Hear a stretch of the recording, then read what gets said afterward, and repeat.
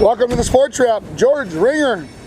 We're outside, We're George. outside. Yeah, it's got a fall beat to it, which is fine because about 90% of what I have to talk about is football. So it's kind of an amazing spring day. But hey, it's nice to get outside again. It really is. Yeah, I texted you this morning and said let's do it outside. It's nothing against the persons inside, but we've been cooped up inside for way too long. It's time to. We either been Zooming this or whatever, so now we got like 5 months where we can be outside. People oftentimes ask us, where did you do that? I bet you they'll figure it out today. You know what I just realized? I just realized when you asked me if we were going to do it outside, whether we were going to the cabin or not. Well, you know, I never even thought about that. No, but the cabin's not ready to go, and the water's so low. There's no water line. I suppose we could have sat out there, but we will. We'll get there soon enough. We'll get there soon enough. Besides, this is a nice, comfortable place. There's nothing wrong with being right here. Yeah. So where would you like to start? Are we keeping all the football stuff to the end? We can start anywhere. But I do have to admit, since we last met, most of what I've been studying, and not entirely all, I even watched a Timberwolves basketball game last night. 3 in a row. 3 in a row for the Timberwolves. You know how long it's been since we've been able to say that? Since October of 2019. Since the last time the Timberwolves won 3 in a row. And the scarier part about that, they won 2 of those 3 games against the team with the best record in the NBA. Yes. Against the Utah Jazz. One of them in Utah. And maybe even the scarier part is they beat Utah 3 times this year. 3 times this year. So all I can say is, Utah, you're lucky the Timberwolves aren't making the playoffs. Otherwise, you'd get ran right out of it anyway. I don't know how to even explain that. I don't either. Somebody tried to. It might have been Rusey or some of the guys on the podcast, and they were saying this is a different kind of Timberwolves team because it's chock full of talent, Tim. Yeah. And there's some young people come up. Some additions they have to make. But this team has talent. So a lot of people would be saying, then why the blazes haven't they been winning? Well, most of the talent's young, and it's going to have to come around a little bit, and they're going to have to make some additions. They do need a point guard. They do have to improve their outside shooting, and of course, forever and a day, the defense has to get better. Well, I have to say this, since I started doing the radio in the morning over the last couple of weeks. Of course, I get to. They give you all the sound bites from the press conferences, and so they already got them all cut up for you. So I get a chance to click on all of them and hear what everybody's got to say. So it's pretty cool. And then I get to pick 1 or 2 for the sports for everybody to listen to. But Chris Finch said this last night or on this morning's sports. He said, "We have become more physical," and he said, not maybe something that you can see, but we have become physical earlier in the play. We haven't been waiting for somebody to get physical with us and then we react. We've gotten physical first, and we've gotten physical on the offensive end of the floor. Not just letting the game. He says, because you can play this game very far away, and you don't ever have to touch anybody. But not if you want to win. No, but I tell you, and Coach Finch, he works very, very hard on the side of on the bench, and you can see that he, everybody, of course, is competitive in that league, but he is not going to be uncompeted against, if that's the term. I know there's some people out there complaining they're losing the chance at the number 1 overall pick. If there was a LeBron James out there, I'd be freaking out. I'd be saying, well, yeah, we want that.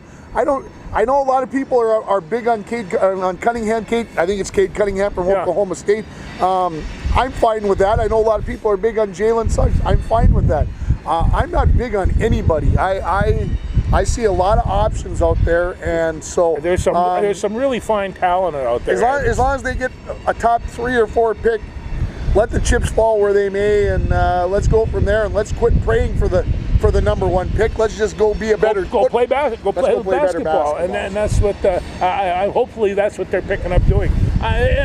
When you see the journalists down there in the cities start getting enthusiastic about Timberwolves, maybe there's something in the pot. So, and I think the biggest thing to me, and Finch can say whatever he can about defense, but when D'Angelo Russell came off the injured list, and he has said, I'm okay coming off the bench, He checked his ego at the door. Yes. He's still scoring 20-plus points a game. He's still having a big effect on the game.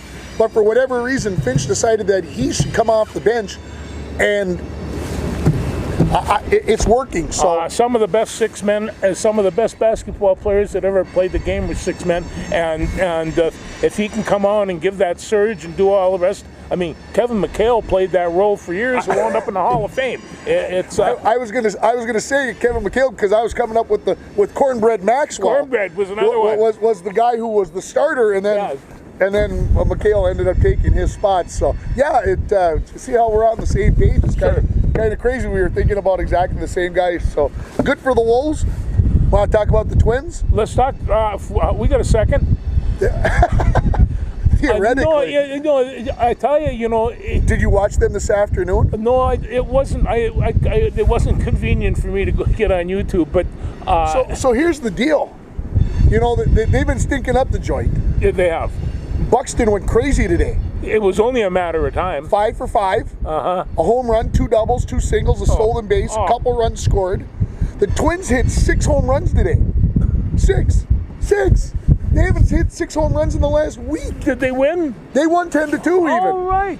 Jay Happ came in after his no-hit bid last week. Came in and did very, very well. Cleveland only scored 2 runs. So, hey, the ship is righted. Everybody quit jumping off. No, and I wasn't going to do that. Uncle Paul said he wasn't going to listen to the Twins anymore because they're going to be the worst team in baseball. It's over.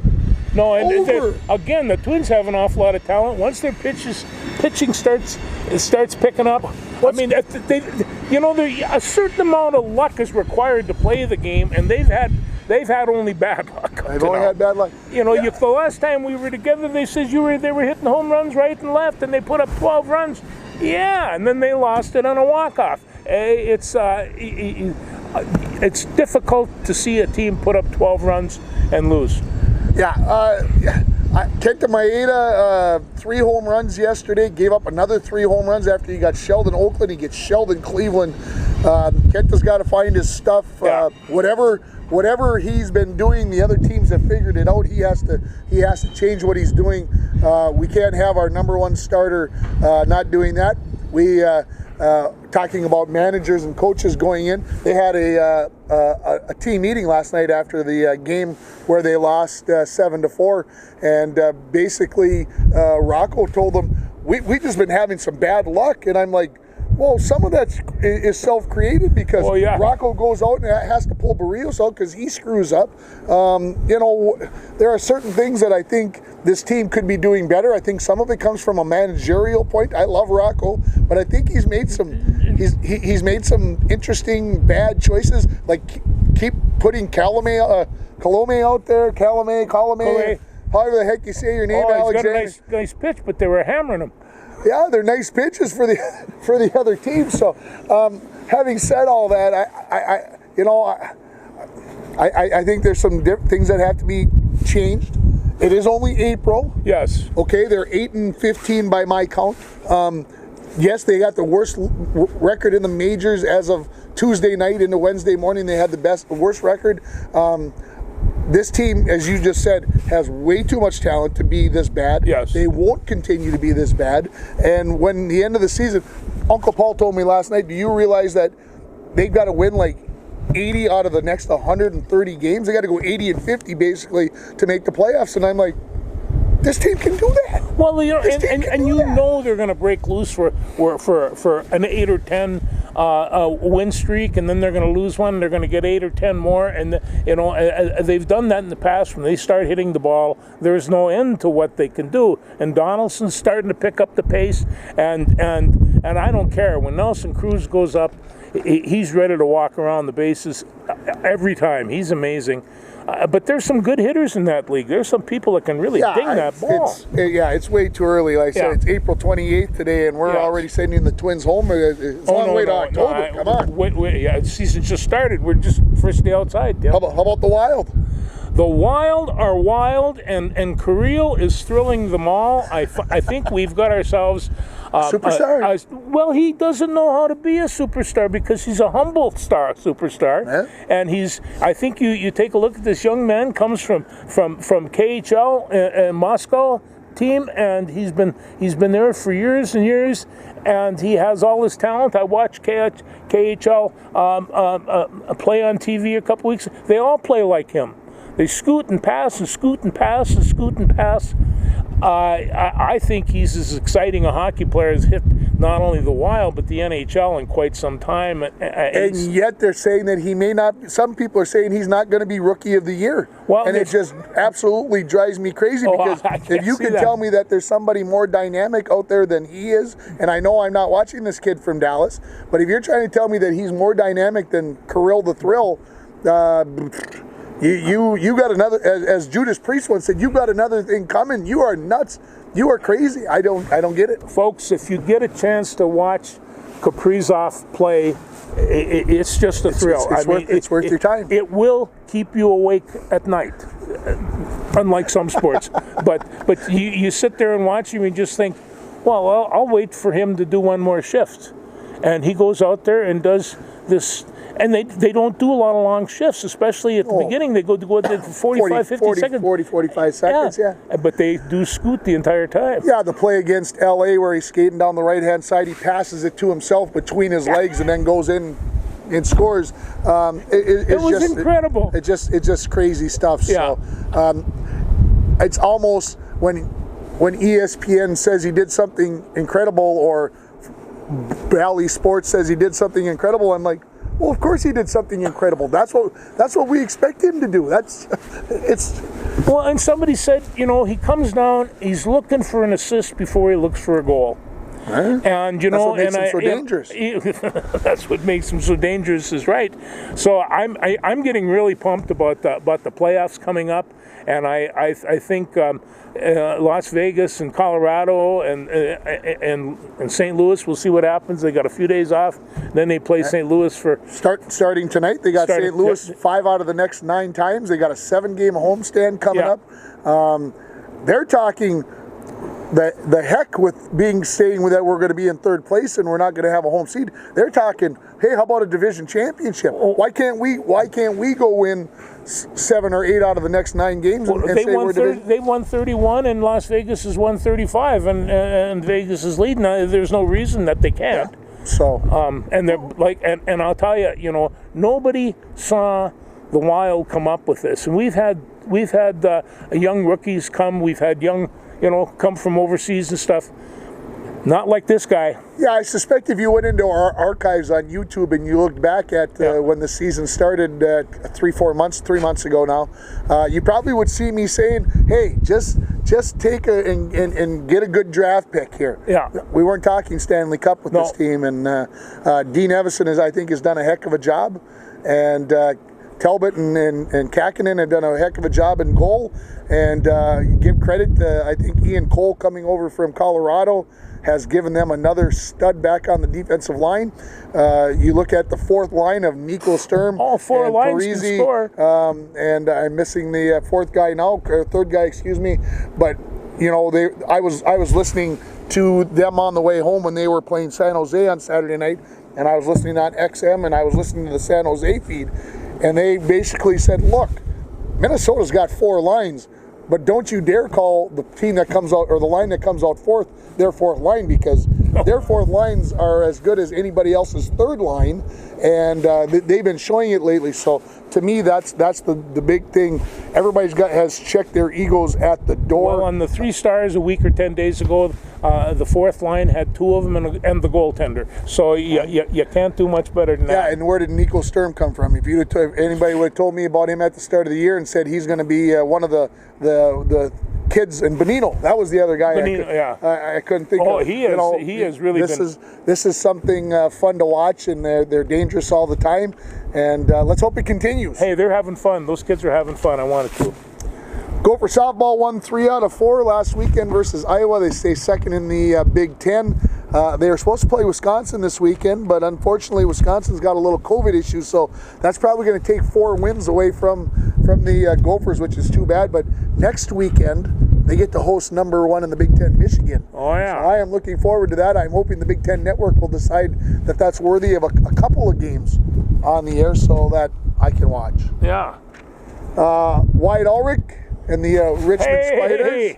Canceled again this past weekend, due to COVID issues. So hopefully they'll get back to playing baseball. I didn't look at the schedule before I came out today to see if they were on for this weekend or if they've been canceled. Well, I joined ESPN Plus, and they have, and I noticed that their games are featured from time to time. Yeah. And Richmond also has a real good women's softball team. So they're lacrosse, everything else from those good East Coast schools. But I have to say one thing about Wyatt. What an education this young man's gathering. He's gone to some incredible schools. This is going to really kind of pay off for him in the long run, no matter how long he takes his career. Yeah, and he's hoping that after this college season gets over, I know he was hoping that it was going to be, he lost those first 12 games. Uh-huh. He was hoping that he was going to get somebody to sign him on as a free agent, and I'm not saying that can happen. Somebody should take a chance on him. That would be my 2 cents worth. NCAA volleyball, did you watch any of it on Saturday night? I was out and about working. I was too. I was just given scores. Yeah, Kentucky takes care of Texas 3-1 after Texas blanked Wisconsin. I was totally shocked. Well, I was, but I wasn't surprised. Texas had a good program, but I mean Kentucky. I hadn't seen them coming on this, and all those teams, if you would have figured coming in, the Gophers could have taken care of themselves with, in my mind, possibly exception. You mentioned last week that maybe the Big Ten was overrated when Wisconsin got shut out by Texas 3 sets to none. I was like, maybe George was right. Maybe the old guy's got it still going on up there. So we'll see what happens. Kentucky Derby. I saw you had a piece of paper with Kentucky Derby on it. I did. I like the Kentucky Derby. Okay, 45,000 people going to go in on Saturday to Churchill Downs. So I shouldn't drive down there. You could if you want, but I'm gonna have. I'm going to tell you this right now, everybody. I maybe have said this before on this show. One year, I'm going to get a burr in my saddle on about this day, and I'm going to say, you know what? I'm taking a couple days off, and I'm driving to Kentucky, and I'm going to watch horse race, and I'm going to watch the Kentucky Derby live. That's just it. Well, and I hope someday you do. But I'm going to tell you, what I like about the Kentucky Derby is the names. The names of the horses. So that's kind of scary because I circled some names as well. This is where we come out of the sheet, from the number 1 position, no an agenda, and right down the line, like the King, Brooklyn Strong, Keep Me in Mind, Sainthood, Obesos, Mandaloon, Medina Spirit, Hot Rod Charlie. That's my favorite. I figured the next one was going to be yours. Midnight Bourbon. I did like that one too. And I'm thinking Midnight Bourbon. What a beautiful horse this horse is gonna look like. Dynamic One, Helium, Hidden Stash. Yeah, there's a good one. I'm not sure what that's about. Essential Quality, Rock Your World, King Fury, Highly Motivated, Super Stock, Soup and Sandwich. I like that one. Yeah. And Bourbonic. Yeah. So these are the 20, and I'm not particularly a racehorse fan because I worry so much about those horses. But this down there is this is kind of a lifestyle, and I don't think it's as brutal as bullfighting. So we'll take it as it is. But these beautiful animals are going to climb on Saturday and go down there. I'm going to see all those beautiful women in their big frail hats and masks. I want to see what kind of masks they're going to come up with. I'm going to say there's going to be no masks, George. Yeah, maybe. Well, it could be. But I watched the PGA tournament down in New Orleans last week, and they had a few, not more. They had more than a few fans there, and I saw maybe 1 in 20 with a mask on. So anyway, I would guess that it's going to be very few. As they rate right now, Essential Quality, it comes in at 2-1. Rock Your World at 5-1. No an Agenda at 6-1, and Hot Rod Charlie 4th at 8-1. I'm pulling for Hot Rod. Oh, thank you, George. Good catch. Good hand. See, I had those same numbers, but you got to look. This is one thing I learned from going to Canterbury Downs with my old 6th grade teacher, who was my best friend in school. You had a 6th grade teacher that turned you into a bookie? That turned me into horses, and he said the one thing is, yes, you can look at the jockey, yes, you can go look at the horse, but you gotta take into account the trainers. Yes. Trainers know what they're doing. Yeah. So you see, I got Todd Pletcher checked off 3 times. He's got no agenda. That's one you got to look after. And of course, Bob Baffert knows what he's doing. He's only got one horse, so that means he's spending all his time with Medina Spirit. Let's keep those names. Oh, Pletcher down here one more time with Bourbonic. So those 5 horses that, in my mind, got to get a little more love than the others, just because of who their trainer is. Well, you see, and that's the spirit of the horse race. I kind of look like, how do you pick your horse? Well, I like their name. Yeah. What do you? Hey, the great colors, and I always said. And this happened to me a couple times where before the race we'd sit around, okay, I'm going $100 on this 50-to-1 horse, and he wins. And you just said, you have any idea how much money I could have won doing this? But I don't do it that often. No, and I haven't been to Canterbury in years now because it just, they went to a 4-day schedule and it just doesn't work out. But I promised Eli that we would get down and watch the ponies this summer. So I'm hoping that we can get down maybe on a Thursday or a Friday, when the crowd's a little thinner, and get down there and at least let them watch the horses. And if I lose a little money, I'd like to win a lot of money, but if I lose a little, it'll be okay. The Derby has a pot of $3 million.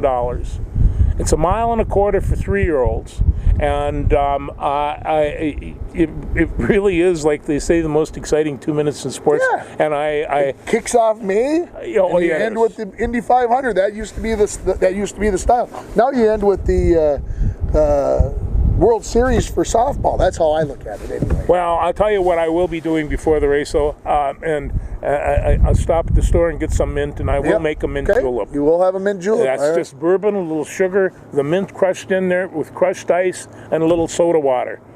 You feel like you're in Kentucky. I learned something now, folks. I'm going home. I had no idea what made a mint julep, but now I know. Yeah. So there we go. Kentucky Derby.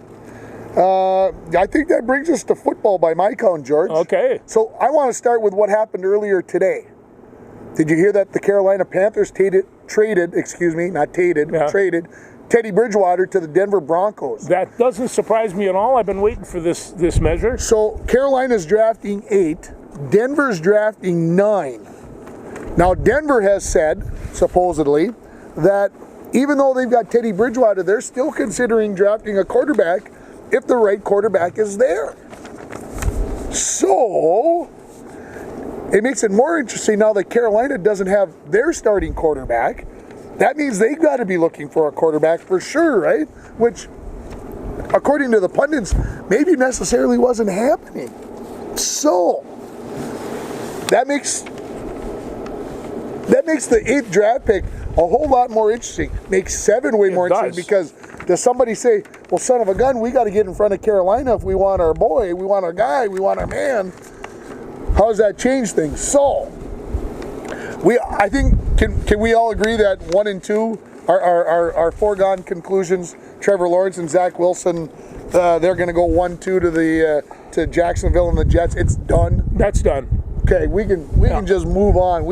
That's done. If they wouldn't even have to put the clock on, right? No, they wouldn't. They shouldn't put the clock on. They should just tell them, pick your guy and let's move on. Well, yeah, but the funny thing is that if I had an established quarterback and didn't need one of those 2 superstars, I wouldn't pick a quarterback. Because there is another guy out there on that list that's not a quarterback in the top 5, and that's Kyle Pitts. Yeah? And I spent some time looking at this guy's highlight films. He is amazing. 6'6", 245, runs as quick as a deer. He has incredible moves. He's got great hands. This guy is going to be like a Kelsey, a Big George. Do you spend a top 5 pick on him? That's my only drawback. Well, I agree he can do all kinds of things, but is he worthy of a top 5 pick? Well, he's going to go within the top 6. You're sure? I'm pretty sure of that. Okay. He will be the first non-quarterback to go.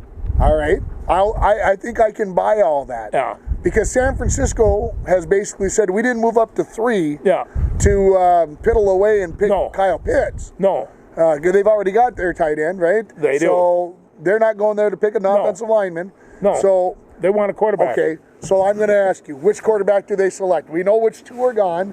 Which one of the two? Do they pick Justin Fields? Do they pick Mac Jones? Or do they surprise everybody and go with Trey Lance? Which one are they going to go with? I tell you, they're 6 of one and half a dozen of the other. If you take a look at, well, that's not true. Justin Fields is probably the fastest of the bunch. And if you take a look at Mac Jones, boy, I'll tell you, talk about cool, calm, and collected. And then you want raw football, smash him in the mouth, Ben Roethlisberger type attitude. That's Lance. And if Lance is available anywhere along the line, I would tell anybody that has a chance to draft him, he is the best athlete that you can draft outside of Kyle Pitts. Okay. So who's San Francisco picking in your mind? I think they're going to probably go with with Mac Jones. Okay, and I'm going to say, we sat inside this building right over here to our right, the Muni, and we talked about Ohio State last year and Northwestern in the Big Ten championship game and what happened in the national playoffs, and what I saw Justin Fields do in those games changed my tune on him. I believe the San Francisco 49ers should draft Justin Fields. I'm not sure they're going to, but if I was John Lynch, I would be taking Justin Fields. I feel like that is the guy that you want to have. Well, and John Lynch, and I'm hard for me to read into John Lynch's mind, but if you take a look at this, he's kind of a traditionalist, and whatever model Justin Fields fit in, it's not going to be a traditional model. I'm not sure that anybody has a traditional model anymore, but he is that modern, sleek quarterback that's going to run, that's going to do all the rest of this stuff. I think San Francisco wants to build an offensive line, keep a nice tight quarterback down there to throw to their good friend Big George, and go down. And San Francisco football has not been very complicated the last 8-10 years. I think they can make it much more dynamic with Justin Fields than they can with Mac Jones. That's my contention. I can't argue that. I think that's why I would pick Justin Fields there. But Atlanta, this is the first non-quarterback that's going to get picked? And they'll probably wind up with Trey. You think they're going to take Trey Lance? Oh, I think they will if he's available. He's going to be available. Yeah. So is Mac Jones in my estimation. So you think Atlanta will take Trey Lance? I think Atlanta will. I think he'll find a home there. That's okay, because, I wish he would hang around till the 14th, because I could make a good argument why the Vikings would like to have Trey Lance. Oh, I think you can make a lot of good arguments a lot of ways. Okay, so that begs the question. Our good friend Rick Spielman has got 10 picks. Yeah. He doesn't have a second. No. Is Rick going to wheel and deal and try to move up? Because I don't think he's going to move up to 4, but would he be willing to put his number 1 and a 3rd and a 4th together to move up to 7? No. To move up to 9? It's difficult. It's difficult for me to see that when he has a very good quarterback. And a lot of people don't think that, but I'll keep going. No, but he's got an established quarterback, at least for this year and for next. And people are saying, is he going to go for a top draft pick to get a person that he's not going to replace? And that was with a quarterback. And I'm thinking, no, maybe not, but maybe he should just think about it. Because I think a lot of people are thinking about things like that. Yeah. On the other hand, what is their immediate need? Well, they need 2 really good, nasty-looking offensive tackles, and a left side tackle would be, you got to start there, but you've got to have that offensive line. So in my mind, that is their top priority. I think they stay. My opinion, stay at 14, Rick, and stay right there. Get your offensive lineman, and then move up in the second round. Put a 3rd and 4th together, move up in the second round after you evaluate who's left over, and move up and get that. So, having said that, I was just thinking while you were talking there was everybody's probably going to watch this after the first round is over, so they're going to know whether we're idiots or anyway. If they don't know, we won't know whether we're idiots or not. They shouldn't be watching. Kyle Pitts is going to be drafted 4th by the Atlanta Falcons, that's my thought. That's who's going to go there. So, well, whoever gets that guy has all the potential of being a Hall of Famer. He is going to go down as one of the finest football players that's caught a pass. But, I have to just make comment about, because my friend Ben Gosling of the Minneapolis Tribune, they've been putting out all week. And they've been analyzing this whole thing. So they just go from the first round 14 shot, and they have, look at this, you too, huh? Yeah, you spend too much time reading sports. Christian Darrisaw from Virginia Tech, and I guess he is a very, very fine tackle. He's going to be the next first round pick of the Minnesota Vikings. I think. Spoiler alert. Yeah, that's who it's going to be. Yeah, and then but there were some other options here. This Elijah Vera Tucker from Southern California. Yeah, he's going to go at 13 because the Chargers are going to want to keep him at home. That's my thought. And Jalen Phillips from Miami is defensive end. We need an edge rusher too. Yeah. So I just take a look at that. On the second round, they're going to pick Peyton Tanner, a defensive end from Houston. What do you think of that? I'm fine with getting that edge rusher in the second or third round. I'm okay with that. I'm okay. Here's the thing about the Vikings first round pick. Would you be interested in having Devontae Smith on your team as a wide receiver? Yeah. Would you be interested in having Jalen Waddle be a receiver along with our good friend Mr. Jefferson? Oh. Could you see how dynamic we could be? So I look at my picks. That's only 2 or 3 picks away. So now you trade your first and a third to move up 3 spots. Anyway, they should take their offensive tackle. Don't screw around. Get your tackle. Got to get your tackle. And it's just like first things first. And then the other one that I was taking a look at here, and I'm going to watch him on Saturday, is Dylan Redunce from North Dakota State and from Becker, Minnesota. And he busted up his ankle last year, and so he's just kind of coming back. But after NDSU got their feet together the other day, they followed him. He just smashed people, and you saw how quick he was and how strong he's. I mean, I don't think he left Becker looking like that. No, but something close to that, I got to feel. Yeah, I suppose. But I mean, right now, I think people are trying to figure out whether or not they want Ezra Cleveland to move from his guard spot, because he's kind of taken that over. And if you move him to tackle, then guess what? You got to find another guard. Yeah. So it's you're flipping some coins there. Third round, they need a safety, and safeties and cornerbacks. I come up with the thing that cornerback's the most dangerous position in football. They take all the big crushes. They have to take those fullbacks and those tight ends coming down on them. I mean, some cornerback that's 6'3", 210 pounds, and all of a sudden he's going to take on somebody like Kyle Pitts or my good friend Henry. They get hammered, they get hit. You got to have a good supply of cornerbacks. They said that they've readjusted the Viking secondary. The jury's out. So would Rick move up and take Patrick Surtain from Alabama as a cornerback? Here's the thing, Gladney. We don't know what's going to happen with him with his arrest and possible subsequent suspension, and so you're looking at somebody. So they got Peterson from Arizona, but like I said, Mike Zimmer's a defensive guy. He is a defensive guy. Anyway. Yeah.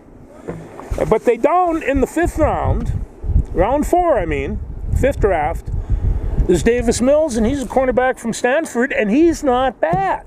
Okay. He's an accurate passer who quickly makes decisions, would be able to step into an NFL-style offense. He struggles when things break down. A lot of quarterbacks have that issue. But he has an arm strength to develop into Cousins' backup. So, and they had a picture of him up here. Oh, look at that kid. Does he look like a quarterback? No, he looks like a safety or something with the way he's sculpted. But that's what you got to be as a quarterback these days. You got to be sculpted. That's for sure. Okay, so anyway, they had Davison, then a Florida kicker, Evan McPherson. We are not drafting another kicker ever again. Rick Spielman, you draft a kicker, I'm done with you. I was wondering how you'd appreciate that. That's how much I appreciate that, George. Yeah. If he ever drafts another kicker or punter, I'm going to kick or punt him. That's it. Welcome to the show. So after that, there's cornerbacks. There's a real good-looking tight end from Boston College, Hunter Long. I saw him playing. And this is how many good tight ends can you use? You can use a lot of them. They got to be able to block, though, George. They got to be able to block. Doesn't be no good if they can't block, and we put a TE next to their name. TE is big. Because we need to be able to turn around and hand the ball after that. What's that guy's name? He wears number 33. He's pretty dynamic. He is pretty dynamic. Yeah, we need somebody to block for him. We do. And the other things that are coming around on this is just what do the Vikings need? And boy, I'll tell you, they have some adjustings to make on defense and get some offensive linemen. They really don't need any running backs. Nope. In fact, you can make an argument. A new starling quarterback would be nice to come in and all like that. But they have quarterbacks. Yeah. So I'm not sure just what the caliber after Cousins, and he has gone down before. So you want to have a substantial. Where would Teddy Bridgewater be? He made a second life coming back from being a backup, yeah. and he's going to be starting again and making lots of money. Here's my bold prediction for the first round. Yes. New England is going to move up, and they are going to draft Mac Jones with the 7th pick overall. That's what I see. Cincinnati's going to go offensive tackle to take care of Joe Burrows. They don't want to see him get hurt again. Miami goes with a wide receiver, Jamar Chase from LSU. And then New England gets ahead of Carolina and Denver. And they take Mac Jones or Justin Fields or Trey Lance, because there will be a quarterback left over. And New England will move ahead of everybody to take care of business. No, I agree. There's going to be a lot of trades in the next 24 hours. And they're going to be taking a look, and somebody's going to be pumping up. I just really wonder if they're going to have the top 5 picks. 4 of them are going to be quarterbacks. And maybe not. It's quarterback-rich country these days. And so, I think that there are other options that might come up, and there might be some surprises. I've been watching mock drafts for a week, and you won't believe some of the things that people are coming up with. There's some crazy stuff out there. Yeah, and the one was the one that I saw was New England moving to Detroit's 7th spot, and I'm telling you right now, Belichick would love to have a new quarterback. He would love to have one of those superstars. And so I think that's a real strong likelihood. I think that's a very big likelihood. I see that happening. So as you can tell, I've been spending some time on the draft this year. Yes, we have. Shall we talk FCS football? Let's do that. I'll tell you, Tim, last Saturday was as much fun as I've had in a long time. I watched the better portion of 8 games, which is even a record for me. But there was some great football, and there was some that wasn't so great either. But let me see if I got it. Well, I'll start by talking about the Bison, because I was down at my mom's house. We were cleaning up, moving things around. So I had my phone on the North Dakota State game because my brother played for North Dakota State way back in the day. And, of course, he's trying to be Mr. Cool and confident. And then he says, the Bison aren't very good this year. And I kind of snickered because they were down 20-7. So I was giving him the gas pretty hard. Yeah. And then I said, hey, Ryan, 20-14. Yeah. I said, hey, Ryan, they're driving right before half, 21-20. And then they win 42-20.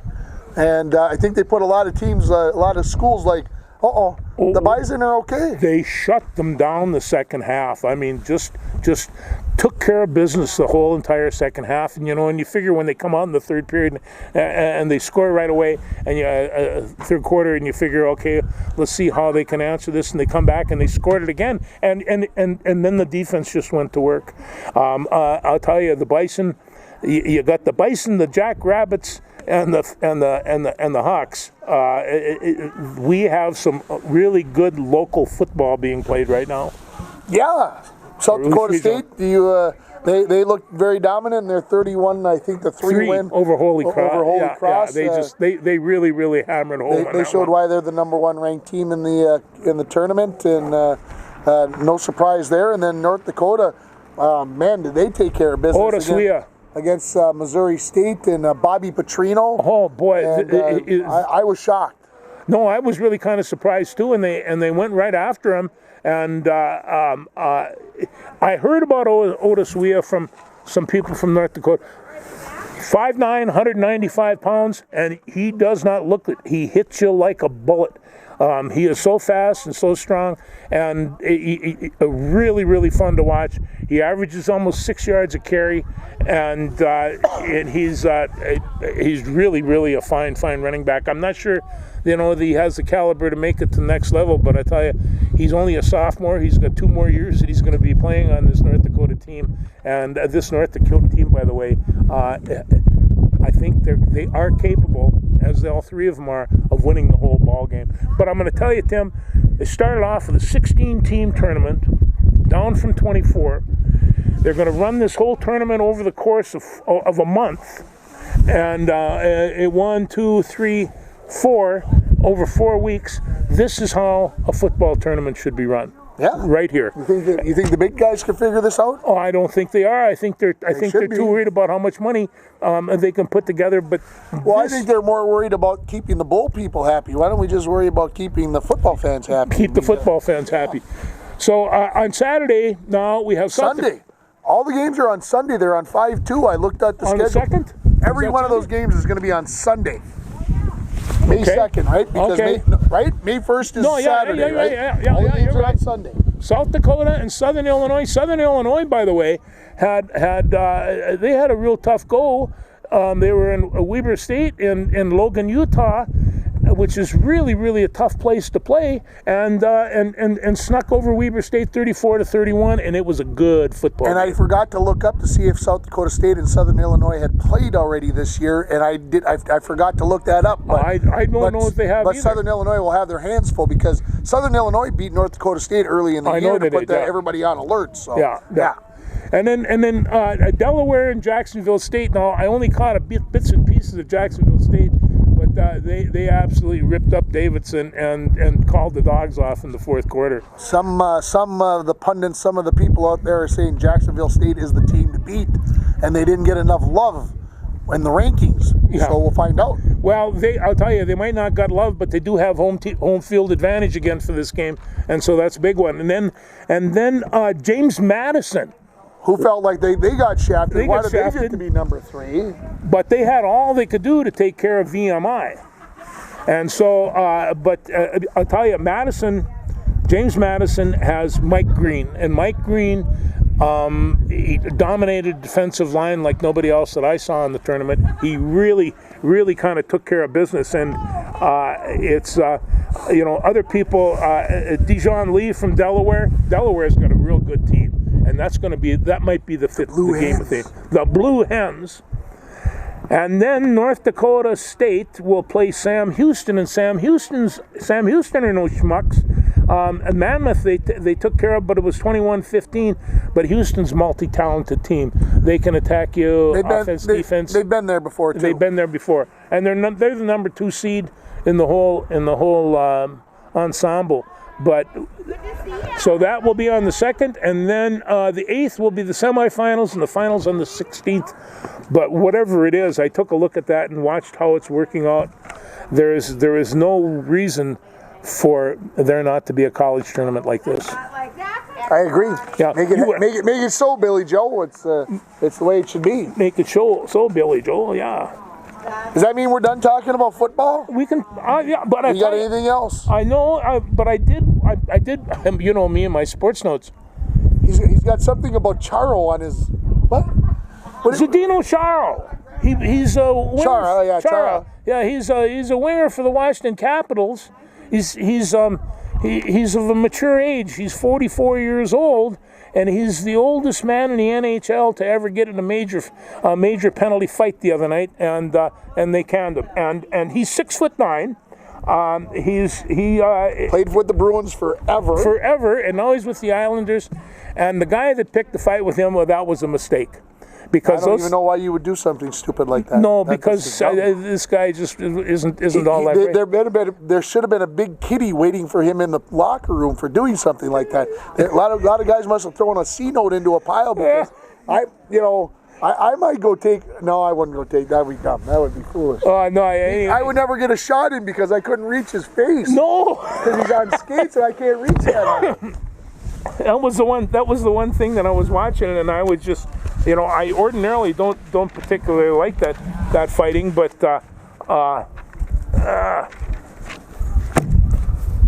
local sports. What's going on? Well, I'll tell you, the Rainy River baseball team had themselves a very nice weekend. They went 4-0 against Hibbing. Yeah. And right now, if I probably wasn't doing this show, I'd probably be watching or following along with what they're doing. They got a game that was suspended against Itasca from a couple weeks ago. That one will go a long way in deciding who's going to be the division champ and deciding who's going to get some home field advantage once the playoffs come around and everything like that. So they had a big weekend. Rainy River softball, they won 2 games. They're 8-0 in the North Division. They are playing Mesabi Range this afternoon, so hopefully they'll be 10-0. And the former Bronco girls are being a big part, and Marissa Carey and Mariah Leahy and Taylor Sears are a big part of that team right now. Marissa and Mariah doing the pitching. Usually Mariah goes game 1, Marissa goes game 2, and they've both been hitting the heck out of the ball. Marissa Carey's only batting .550. Well, that's like over every other time. Yeah, that's pretty good. So both those teams doing very well. We've had high school-wise, into softball's 0-2, and they're going to be playing the Broncos tomorrow night, Thursday night. So about the time you get to watch this, I'll be on the radio taking care of things for that. As the Broncos are 2-5 on the season. Little Fork, Big Falls baseball and softball are underway. The softball team is 3-0. The baseball team's 1-2. And I had a chance to watch both those teams. Young, George. Yeah. Both those clubs are very, very young, and they've got some talent. So the Vikings will be something to watch for in the future. Bronco baseball team is 0-2. 2 tough tough losses. They lose to Hermantown 11-7. The game was tied after 4 innings. They played Hibbing. Lost 7-4. The game was tied after 4 innings. Excuse me, they were ahead after 4 innings, 2-1. So the Broncos have just not been able to finish. The opposing team has had big 5th and 6th innings against them both times, and so let's hope they can right the ship. Mentioned that the Bronco softball team is 2-5, and you want to talk about young teams. Another young team, their pitcher, Gracie Swenson, a 9th grader. Ooh. And the other 2 pitchers on the team. Graders, this 9th grade put together a number of athletes on there, huh? Yeah. So, basketball and the rest. So good stuff. The Bronco girls golf team. The varsity team really only has 2 girls golfing.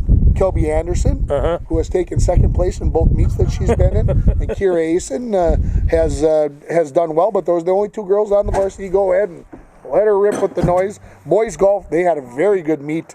Them and Northwoods are going to be very close coming down the stretch for the East Range Conference title. Nick Tanner shot a 38 for 9 holes. That's not bad, no. Mitchell Nemick and Miles Mason shot 40s. And have you ever heard of the Shikowski, Noah Shikowski? You've heard of him. Yeah. This is a kid we're going to get to know a whole lot more about in the future. Noah not only is a fair athlete, but he's a nicer kid. That's what I love about him. And he shot a 44. And how old is he? I believe he's a 9th grader. So he's going to step in. He's going to have to be that number 4 guy, and it's good stuff. The track and field teams got themselves underway. Thursday night, they're going to have their first home meet. You should get out there and watch because the Broncos girls team might do some damage. I don't know whether if they're a section championship type team because I don't know what everybody else has got. But Abby Hutchinson, good 3200. Well, she's a good cross country runner, first of all. She's been winning the 3200. She's been winning in the high jump and or the long jump, been doing very, very well. Of course, Ryan Ford is right there. She's been all around. She's been a little injured. Hopefully she'll get back to full health. Summer Hezadal, who is on the basketball team and the cross country team, she's a hurdler. Okay, she's been the 2 meets she's been in, won the 100 hurdles both times. Oh, Okay, she's also not a bad field person, and she likes to get in on relays. So, and then you bring in Olivia Thorstensen. You might remember her from the basketball. I do. The 9th grader, 6'1". She's very competitive. I have found out, and she is going to do some hurdling and running along the way. And then Maddie Lowe had a very good chance to do very well in the 300 hurdles last night. Had a little trouble with the last hurdle. Coach Cheryl Hendrickson said if she runs through that last hurdle like she had been running through the first, I believe, 8 or 9 hurdles, she could have broke the school record. Ooh. So some good stuff going on for the girls. Of course, on the boys' side, Jack, our good friend Maxwell, thank you. All of a sudden couldn't think of his last name. He was a double winner in the 100 and 200 last week. And of course, yesterday he only went 13 feet in the pole vault. Well, in the first meet, they didn't even have the pole vault, so he couldn't win it. So he is really, really cutting swath there. We're going to have to stop and talk about this kid a little bit because he's not only been a real fine athlete, that's the legacy of his parents, but he's an incredible student as well. Pretty good student. Yeah. He's taking my Calc 2 class. Well, okay. So yeah, you put that into perspective. Yeah, anytime you think that the kids are getting by and loafing, Mr. Maxwell, he is not. This kid has full capability. Yeah, I fully expect that come mid-June we're going to be following some kids at the state golf meet, and we're going to be following some kids at the state track and field meet. So it's going to be good fun June, and let's hope everybody stays healthy and keeps going in the right direction. And, yes. And we'll see what happens. Hey, I'm having a good time. What else you got for us? After I got Charles' fight, that kind of topped me off. Hey, we'll have a lot more to talk about next week in terms of football. See the Outlaws shirt, by the way? Yes. That's an oldie but a goodie. This is Idaho State Penitentiary again. That was when I did. You remember the story from last summer? I did my stint at Idaho State. Yeah, so. Idaho State University Penitentiary. There you go. Yeah, you got to talk. Hey, we've been stealing wins since 1879, 1897. I get those confused. Anyway. What have you been listening to on the vinyl? Listen, I got new vinyl came in this week, and I bought one for. You had time to listen in all your football. We had we have 4 o'clock cocktail hour, and this week we had the essential. I'm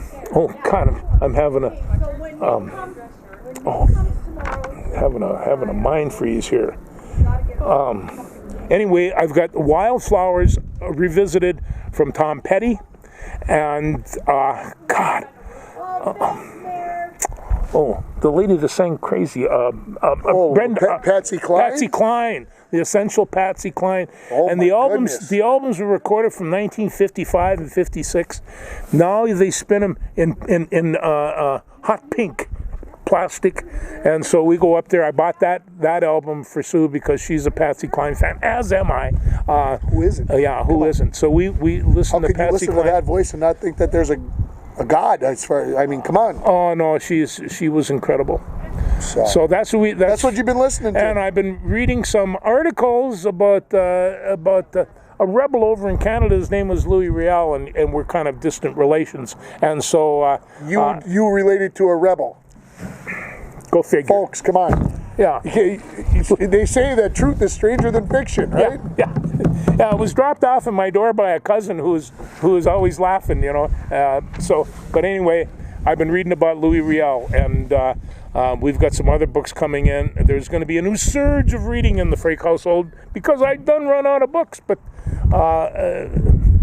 we'll get some more. We'll get some more? We'll get some more.